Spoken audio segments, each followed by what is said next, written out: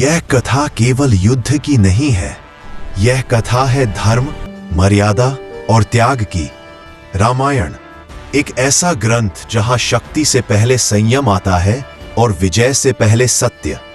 यह कहानी हमें सिखाती है कि सही मार्ग चुनना आसान नहीं होता, पर वही मार्ग मनुष्य को महान बनाता है। अयोध्या एक समृद्ध और शांत नगरी। राजा दशरथ के 4 पुत्रों में श्री राम सबसे प्रिय थे। उनके मुख पर तेज था, पर मन में अहंकार नहीं। प्रजा उन्हें राजा के रूप में देखना चाहती थी। राज्याभिषेक की तैयारियां हो रही थीं, पर नियति कुछ और ही लिख चुकी थी। कभी प्रेम से दिए गए 2 वरदान आज नियति का रूप लेने वाले थे। मंथरा के वचनों ने कैकेयी के मन को विचलित कर दिया। राजा दशरथ विवश थे, वचन टूट नहीं सकते थे। एक क्षण में अयोध्या का हर्ष विषाद में बदल गया। जब श्री राम को वनवास का आदेश मिला, उन्होंने प्रश्न नहीं किया, उन्होंने विरोध नहीं किया।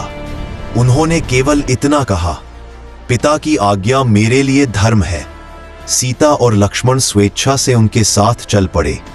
राजमहल पीछे छूट गया, पर मर्यादा उनके साथ चलती रही। वन का जीवन सरल नहीं, ऋषियों की रक्षा, राक्षसों का अंत और संयम का पालन, यही श्री राम का पथ था। ये वनवास केवल समय नहीं था, ये धर्म की परीक्षा थी। लंका का राजा रावण अत्यंत शक्तिशाली और विद्वान था, पर उसके ज्ञान पर अहंकार का आवरण चढ़ा हुआ था। उसे ये भ्रम था कि शक्ति के सामने धर्म टिक नहीं सकता। यही भ्रम उसके विनाश का कारण बनने वाला था। स्वर्ण मेघ का मोह, लक्ष्मण रेखा और रावण का छल, माता सीता का हरण हो गया। श्री राम का हृदय शोक से भर गया। ये केवल अपहरण नहीं था, ये धर्म को दी गई सबसे बड़ी चुनौती थी। यही से कथा ने नया मोड़ लिया। हनुमान का प्राकट्य हुआ, भक्ति का ऐसा स्वरूप जिसमें अपार शक्ति थी।